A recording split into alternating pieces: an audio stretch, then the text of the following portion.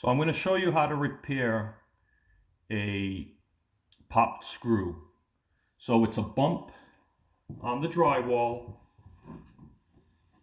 like that. So the way to repair them is you have to put another screw on below or on the side. In this case, the stud is vertical, so we're going to put it below and above. And also there's another one right here.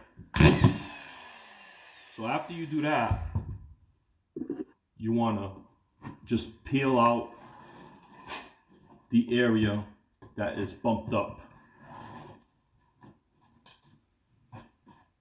These are nails, so I can't screw them in, so I'm going to bang them in because they're too far out.